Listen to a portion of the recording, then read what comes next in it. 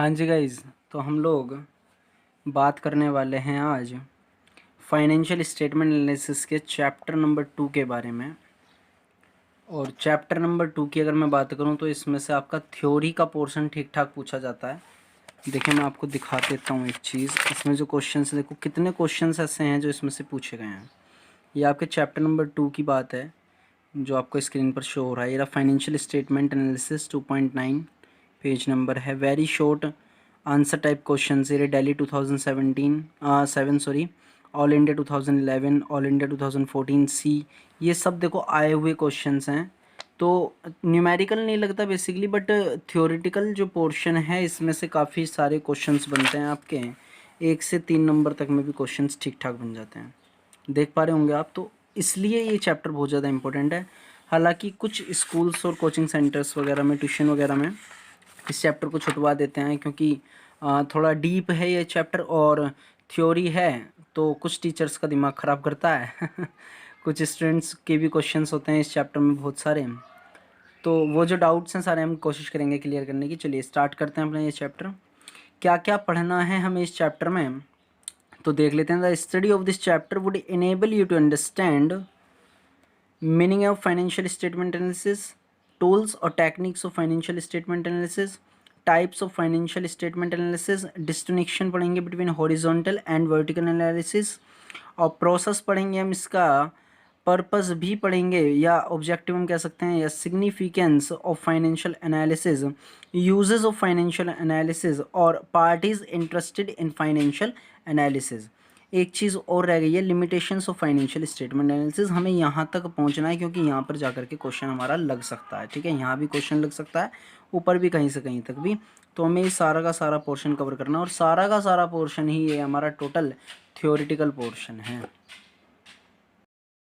चलो भाई मीनिंग की बात करते हैं। तो meaning of financial statement analysis is the process of analysing financial statement. किस चीज़ का प्रोसेस है ये? एनालाइजिंग करने का फाइनेंशियल स्टेटमेंट को। फाइनेंशियल स्टेटमेंट में बेसिकली कौन कौन सी चीज़ को, एक तो बैलेंस शीट आपकी, statement of profit and loss, और एक आपका cash flow statement of an enterprise. ठीक है, एक एंटरप्राइज की जो बैलेंस शीट होगी, statement of profit and loss होगी, और आपकी कैश फ्लो स्टेटमेंट होगी। उन चीज़ों के एनालिसिस करने का जो प्रोसेस है उसे हम क्या कहते हैं? फाइनेंशियल स्टेटमेंट एनालिसिस कहते हैं। ठीक है, अब analysis of financial statement is a systematic process. ये इन्होंने एक चीज़ और बताई हुई है इस डेफिनेशन में, आगे ऐड ऑन करना है कि is a systematic process of analyzing the financial information in the financial statement to understand and take economic decisions। Understand करने के लिए और इकोनॉमिक डिसीजंस लेने के लिए हम क्या करते हैं? इसकी एक सिस्टमेटिक प्रोसेस को फॉलो करते हैं, और इस सारे ही प्रोसेस का नाम क्या है? एनालिसिस ऑफ फाइनेंशियल स्टेटमेंट, या आप कह सकते हैं फाइनेंशियल स्टेटमेंट एनालिसिस। अब एक ये राइटर हैं जिन्होंने अपनी एक बात कही है, उसके अकॉर्डिंग देख लेते हैं कौन है। मेयर हैं नाम इनका। फाइनेंशियल स्टेटमेंट में कहते हैं ये analysis is largely a study of relationship among the various, यहाँ से देखो, study of relationship among the various financial factors in a business as disclosed by a single set of statements and a study of trends of these factors as shown in a series of statement।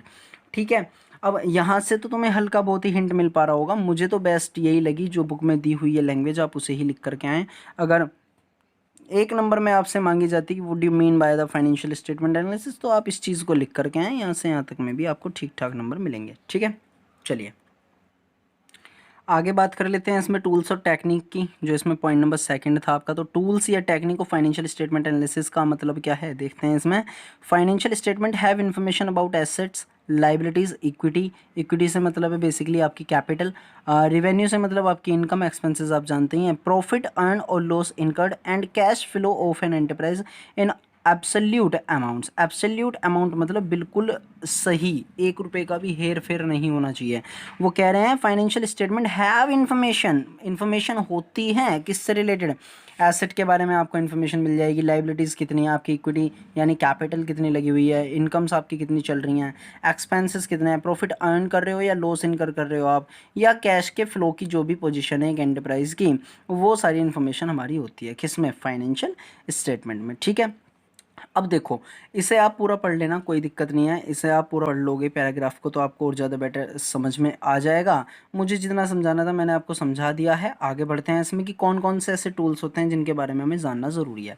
चलो भी, तो comparative statement आ रहा है सबसे पहले, नाम क्या आ रहा है, कंपेरेटिव स्टेटमेंट। अब ये क्या होता है, देखो इसके ऊपर आप पूरा एक चैप्टर पढ़ने वाले हो। चैप्टर नंबर 3 आपका यही है, कंपेरेटिव स्टेटमेंट और कॉमन साइज स्टेटमेंट। तो ज़्यादा डिटेल में तो हम वहाँ पढ़ेंगे, लेकिन थोड़ा बहुत देख लेते हैं यहाँ पर कि कंपैरेटिव स्टेटमेंट या comparative financial statement means a comparative study of individual items और component of a financial statement, that is balance sheet and statement of profit and loss of two और more years of the enterprise itself. वो ये कहना चाहता है कि एक ही enterprise की जब 2 सालों का डाटा या 2 साल से ज़्यादा का जो डाटा होता है उसको हम कंपेयर करते हैं तो उसे हम बोलते हैं कंपेरेटिव स्टेटमेंट। अब डाटा में क्या होगा, डाटा में बेसिकली आपकी 2 चीज़ें होती हैं, एक तो बैलेंस शीट और एक आपकी होती है statement of profit and loss. ठीक है, ये तो आपको पता ही होगा। तो उनको जब हम कंपेयर करते हैं तो उसे हम क्या बोलते हैं, कंपेरेटिव स्टेटमेंट बोलते हैं। नेक्स्ट बोल रहे हैं इसमें, in comparative statement amounts of 2 or more years are placed side by side along with change in amounts in absolute and percentage terms of facilitating comparison. वो कह रहे हैं कि वो जो अमाउंट वगैरह प्लेस करी जाती हैं वो साइड बाय साइड करी जाती हैं। 1 मिनट में एक एग्जांपल दिखाता हूँ मैं आपको, उससे आपको ज़्यादा समझ में आएगा, उसके बाद हम आएंगे अपनी इस वाली डेफिनेशन पे। ठीक है, देखो भी इसे ज़रा आप फोकस से देखो 1 मिनट। ये लिखा हुआ है कंपैरेटिव बैलेंस शीट। ठीक है, ये मैंने इलस्ट्रेशन नंबर 1 उठाया हुआ है चैप्टर नंबर 3 में से। चैप्टर नंबर 3 में से इलस्ट्रेशन नंबर 1 लिया हुआ है आपको समझाने के लिए कि कंपैरेटिव स्टेटमेंट कैसे बनते हैं। कंपैरेटिव स्टेटमेंट देखो, बैलेंस शीट आ रही है इसमें 31 मार्च 2016-17। एब्सोल्यूट चेंज में इन्होंने इंक्रीज डिक्रीज बता दिया, उसके बाद इन्होंने यहाँ परसेंटेज दे दिया।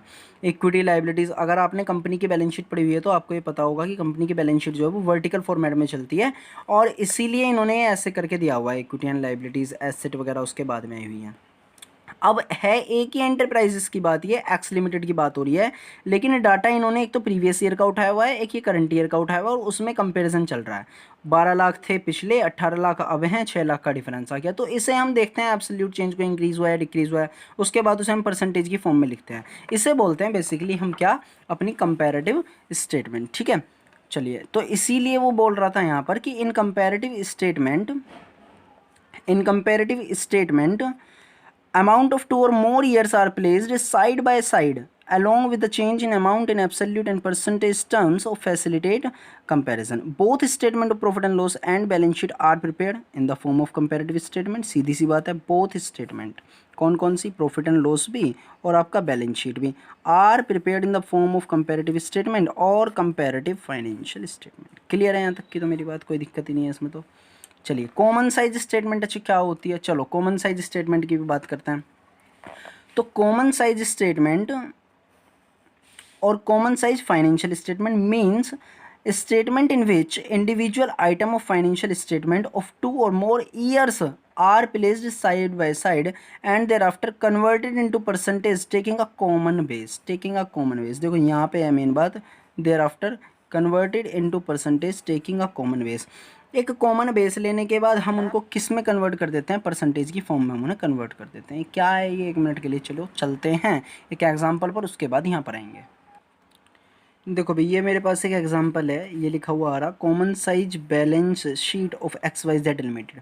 अब देखो इसमें क्या है, एब्सोल्यूट अमाउंट उन्होंने 2016 और 17 की लिखी हुई है, बट इन्होंने क्या करा, percentage of balance sheet total इन्होंने क्या करा हुआ है, कंपेयर कर रहे हैं ये, लेकिन उसे करने से पहले कन्वर्ट कर रहे हैं ये परसेंटेज की फॉर्म में। यहाँ 5 लाख को इन्होंने 33.33% लिखा, लेकिन कैसे लिखा, इसका जो टोटल है एसेट साइड का, सॉरी लाइबिलिटीज साइड का, ये लाइबिलिटीज है सारी की सारी, वो 15 लाख है। 5 लाख को 15 लाख से इन्होंने कंपेयर करा और उसे बेस मानते हुए इन्होंने परसेंटेज की फॉर्म में कन्वर्ट कर दिया। इस टाइप से हमारी ये इन्होंने करंट ईयर का भी करा हुआ है, प्रीवियस ईयर का भी करा हुआ है। करंट ईयर का डाटा यहाँ पर करंट ईयर में परसेंटेज वाले कॉलम में 16 में, 17% का इन्होंने 17% में कॉलम में लिखा हुआ है। उसके बाद हम इसे कंपेयर करते हैं, इसलिए इसे बोलते हैं कॉमन साइज बैलेंस शीट, जिसमें हम इसे कॉमन मानते हैं एक चीज़ को। ठीक है, अब वापस अगर मैं लेकर चलूँ आपको अपने वाले टॉपिक पर, यहाँ पैराग्राफ पर, तो देखो आगे बोल रहा है वो कॉमन बेस नॉर्मली टेकन, एक सेकेंड थोड़ा सा फोकस कर लेते हैं ज़रा जी। तो यहाँ पर common base normally taken is total of asset और equity and liabilities in the case of common size balance sheet के केस में तो हम किसको लेंगे बेसिकली, या तो एसेट के टोटल को लेंगे या इक्विटी एंड लाइबिलिटीज के टोटल को हम क्या मान लेते हैं, कॉमन बेस मानते हैं, ठीक है। और अगर बात करेंगे हम रिवेन्यू की, revenue from operations in the case of common size statement of profit and loss की केस की बात करें तो उसमें रिवेन्यू को हम क्या मानते हैं, अपना कॉमन बेस मानते हैं, ठीक है। In the balance sheet the total of the asset और equity and liabilities is taken as सो हैं, इज एज 100। ये जो 100 रुपये माने हुए हैं इन्होंने, ये जो 100 हैं इन्होंने माने हुए हैं परसेंटेज, क्योंकि आपके 100 में चलती है हमारी, ठीक है। And all the figures are expressed as percentage of total, ठीक है। Similarly in the statement of profit and loss revenue from operation that is net sale is taken as 100। Net sale जो ली जाती है वो आपकी 100 मान ली जाती है परसेंटेज की फॉर्म में। And all amounts are expressed as a percentage of revenue from operations that is net sale. सीधी सी बात है, अभी ज़्यादा डीप इसमें जाने की हमें ज़रूरत नहीं है, धीरे धीरे हम इन चीज़ों को समझ रहे हैं कि ये चीज़ें होती क्या हैं, ठीक है। आगे बढ़ते हैं, रेशियो एनालिसिस की बात आ रही है, वो भी हमारे टूल्स में आता है। तो बेसिकली 4 टूल्स हैं हमारे फाइनेंशियल स्टेटमेंट के, कौन कौन से, पहला कंपैरेटिव स्टेटमेंट, दूसरा हमारा कॉमन साइज स्टेटमेंट, उसके बाद में रेशियो एनालिसिस, और फिर फोर्थ एंड लास्ट है हमारा कैश फ्लो स्टेटमेंट। अब रेशियो एनालिसिस भी हम चैप्टर पढ़ने वाले हैं, कैश फ्लो स्टेटमेंट भी हम फाइनेंस में ही पढ़ने वाले हैं। अब रेशियो एनालिसिस में क्या होता है, दो आपको दे दी जाएंगी कंपोनेंट, उसको आपको कंपेयर करना होता है। बेसिकली रेशियो आप तभी कर सकते हो जब आपके पास कम से कम 2 एलिमेंट हो। देखो, ratio is an arithmetical expression of relationship between the 2 related और interdependent component of financial statement of an accounting period. Ratio analysis is an important technique for analyzing financial statement, that is balance sheet and statement of profit and loss. इन्होंने बोला है कि balance sheet और profit and loss जो हैं आपकी financial statement, उनको analysis करने में एक बहुत ही ज़्यादा इंपॉर्टेंट, ये बोल रहे हैं एन इम्पोर्टेंट टेक्निक, एक ऐसी टेक्निक है जो कि बहुत इंपॉर्टेंट है। क्यों इंपॉर्टेंट है, आपको रेशियो वाले चैप्टर में इसकी इम्पोर्टेंस का पता लग जाएगा। मैं इस बारे में ज़्यादा अभी बात यहाँ पर नहीं कर रहा हूँ क्योंकि इतना इंपॉर्टेंट ये यहाँ पर नहीं है। पूरा का पूरा चैप्टर पढ़ेंगे, उसमें हम बेसिकली 15 to 16 फॉर्मूला समझेंगे रेशियो निकालने का ही। ध्यान रखना 15 से 16 हमें फॉर्मूला, जैसे हम हिंदी में सूत्र कहते हैं, वो हम सीखने वाले हैं उस चैप्टर में। अभी नहीं, अभी सिरदर्दी मत लो, ठीक है, अभी कोई हेडक मत लेना, अभी नहीं सीखने वाले आज हम। चलिए, कैश फ्लो स्टेटमेंट में हालांकि चैप्टर सीखेंगे जिसमें हमें कैश के इनफ्लो का और आउटफ्लो का पता लगेगा। बहुत बड़ा चैप्टर है, छोटा चैप्टर नहीं है, और एक ही क्वेश्चन आता है इस वाले चैप्टर से, ठीक ठाक वेटेज में क्वेश्चन आता है, ठीक है। चलिए देख लेते हैं जरा क्या है। Cash flow statement is a statement showing flow of cash and cash equivalent. Cash का मतलब तो कैश ही होता है, और कैश इक्विवेलेंट का मतलब होता है कैश के जैसा। लाइक आपका कैश तो हो गया, बैंक बैलेंस हो गया, और मार्केटेबल सिक्योरिटीज़ हो गई, ठीक है। तो कैश इक्विवेलेंट में 3 चीज़ें आती हैं आपकी, एक तो कैश, बैंक, और आपकी मार्केटेबल सिक्योरिटीज़, जिन्हें हम शॉर्ट टर्म इन्वेस्टमेंट भी कहते हैं। डीपली हम पढ़ेंगे उस वाले चैप्टर में, अभी टेंशन मत लो। ड्यूरिंग द अकाउंटिंग पीरियड, तो classified under operating activities, investing activities and financing activities. ये क्या कह रहे हैं, हम बेसिकली इन्हें 3 एक्टिविटीज़ में डिवाइड करते हैं। किस किस एक्टिविटी में डिवाइड करते हैं हम कैश फ्लो स्टेटमेंट को, एक तो ऑपरेटिंग एक्टिविटीज़ में, इन्वेस्टिंग एक्टिविटीज़ में, और एक हम करते हैं फाइनेंसिंग एक्टिविटीज़ में। सर कैसे, कब, क्या करेंगे, वो वहीं पर बताएंगे। फिर बोल रहा हूँ, अभी हेडेक मत लो। It shows the sources from which cash is received, generated, and the purpose for which it is utilized, यानी कि used। मतलब ये कहना चाह रहा है कि आपका जो कैश फ्लो स्टेटमेंट वो दिखाता है आपको कि आपको जो कैश मिल रहा है, जनरेट हो रहा है, वो कहाँ से हो रहा है, और आपका जो इन्वेस्ट हो रहा है, मतलब जा रहा है, यूज़ हो रहा है, वो कहाँ पर हो रहा है। सीधी सी बात है, कैश फ्लो स्टेटमेंट से हमें यही पता लगता है, ठीक है। It's also shows the changes in cash position from the one period to another. वो ये भी दिखाता है आपको कि कैश की पोजीशन में चेंजेस कैसे कैसे आ रहा है एक पीरियड से दूसरे पीरियड में, ठीक है। In addition to the above, funds flow statement and trade percentage are also tools of financial statement analysis. Since they are not in syllabus, they have not been discussed. सीधी सी बात है कि एक एडिशन की बात करें तो हम इसमें और दो चीज़ें हमारी जुड़ती हैं, फंड फ्लो स्टेटमेंट जुड़ जाती है और ट्रेंड परसेंटेज हमारी जुड़ जाती हैं, और also tools of financial statement analysis, क्योंकि वो भी हमारी फाइनेंशियल एनालिसिस के ही टूल्स होते हैं, बट इसमें हमने सिलेबस में नहीं है तो हमने यहाँ पर इसे डिस्कस भी नहीं करा। तो बेसिकली कितने निकल करके आ रहे हैं, हमारे 6 टूल्स निकल करके आ रहे हैं, लेकिन हमारे सिलेबस में 4 हैं, तो हमें 4 ही पढ़ने हैं और लिख कर भी हमें 4 ही आने हैं अगर क्वेश्चन पुटअप होता है तो। टाइप्स की बात करें अगर हम फाइनेंशियल स्टेटमेंट एनालिसिस में, तो बेसिकली 4 कैटेगरीज हैं उसकी। Financial statement analysis can be classified into 4 categories. कौन कौन सा? एक तो एक्सटर्नल एनालिसिस, एक हो जाएगा इंटरनल एनालिसिस, और एक है आपका हॉरिजॉन्टल, तो एक है आपका वर्टिकल। ठीक है, इन चारों के बारे में थोड़ा थोड़ा सा हिंट यहाँ पर दिया हुआ है सिलेबस में, तो हम उसी के अकॉर्डिंग चलने वाले हैं, देखने वाले हैं। चलो एक्सटर्नल एनालिसिस की बात करते हैं। इज़ कंडक्टेड बाय दोज, उन लोगों के द्वारा कंडक्ट करी जाती है ये एनालिसिस जो don't have access to the detail records of an enterprise. एक एंटरप्राइजेस के जो डिटेल रिकॉर्ड्स रहते हैं उनको वो एक्सेस नहीं कर पाते, मतलब उसमें ज़्यादा एंटर नहीं करना चाहते, वो ये कह सकते हो आप, नहीं कर पाते हैं, तो उन्हें ज़रूरत होती है एक्सटर्नल एनालिसिस की। कौन होते हैं? एक्सटर्नल यूज़र्स ही होते हैं। कौन से एक्सटर्नल यूज़र्स? जैसे आपका इन्वेस्टर्स हो गया, या कोई गवर्नमेंट एजेंसीज हो गई, क्रेडिटर्स हो गए आपके। भाई इन्वेस्टर है कोई, अगर आपकी कंपनी के बारे में उसे पता नहीं होगा तो वो इन्वेस्ट ही नहीं कर पाएगा, सीधी सी बात है। क्रेडिटर से तो वो क्रेडिट पे आपको गुड्स नहीं दे पाएगा, तो उसके लिए भी एनालिसिस होना ज़रूरी है। एंड देयरफॉर इसीलिए have to depend on published accounts, that is statement of profit and loss, balance sheet, directors and auditors report. तो वो भी बेसिकली किसके ऊपर डिपेंड होता है? हमारी स्टेटमेंट ऑफ बैलेंस शीट पर, प्रॉफिट एंड लॉस पर, और डायरेक्टर्स या ये कह सकते हैं ऑडिटर की रिपोर्ट पर। Such type of analysis is made by investors, credit agencies, government agencies and research scholars. तो ये जो इस प्रकार की जो एनालिसिस होती है वो किसके द्वारा करी जाती है, उन्होंने बता भी दिया है यहाँ पर एग्जांपल में, इन्वेस्टर्स, क्रेडिट एजेंसीज या गवर्नमेंट एजेंसीज आपकी, या रिसर्च स्कॉलर्स। चलो नेक्स्ट हमें पढ़ना है इंटरनल एनालिसिस। इंटरनल एनालिसिस किसे कहते हैं हम जरा उसे देख लेते हैं। Internal analysis is conducted by the management, अपना ही जो मैनेजमेंट है वो जब हमारी एनालिसिस करेगा हमारी फाइनेंशियल पोजीशन की, तो उसे हम क्या कहेंगे? इंटरनल एनालिसिस कहेंगे। ठीक है, टू नो, जानने के लिए, द फाइनेंशियल पोजीशन, हमारी फाइनेंशियल पोजीशन क्या चल रही है इसको जानने के लिए जो एनालिसिस की जाती है उसे हम कहते हैं इंटरनल एनालिसिस। और ऑपरेशनल एफिशिएंसी के बारे में भी वो पता लगाते हैं, operational efficiency of the organization. Operational efficiency का मतलब ऑपरेट कराने में कितने खर्चे आ रहे हैं, क्या इनकम हो रही है, कौन कौन से रिसोर्सेज यूज़ हो रही है, कहाँ कहाँ पर पैसा लग रहा है, ये सब चीज़ें वो एनालिसिस करते हैं। The important feature of such analysis is that the management have access to all the information of the enterprises। सीधी सी बात है, द इम्पोर्टेंट फीचर, सबसे इम्पोर्टेंट फीचर क्या है इस एनालिसिस का? वो ये है कि जो मैनेजमेंट होगा वो एक्सेस करता है ऑल द इन्फॉर्मेशन को जो भी एंटरप्राइजेस की रहती है।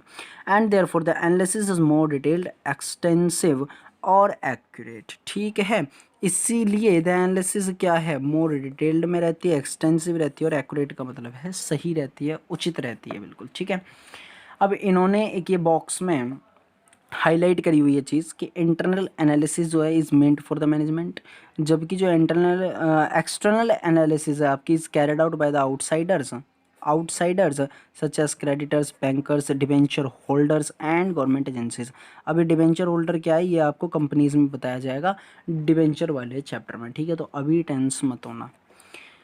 चलो भाई नेक्स्ट पढ़ते हैं हॉरिजॉन्टल और डायनामिक एनालिसिस। मुश्किल से 2 मिनट और रह गए हैं बस लेक्चर को ख़त्म होने में। पढ़ लेते हैं ज़रा ये क्या है। हॉरिजॉन्टल या हम कह सकते हैं इसे dynamic analysis is made to review and analysis financial statement for a number of years. ये एक नंबर ऑफ ईयर्स मतलब ये कुछ सालों का जो डाटा होता है उसको एनालिसिस करते हैं हम हॉरिजॉन्टल एनालिसिस में। It is a time series analysis, ये इंपॉर्टेंट चीज़ है इसकी ध्यान रखना। It is a time series analysis. It shows comparison of financial data for several years against a chosen base year. सीधी बात है, पता ही है आपको। It is useful for long term trend analysis and planning.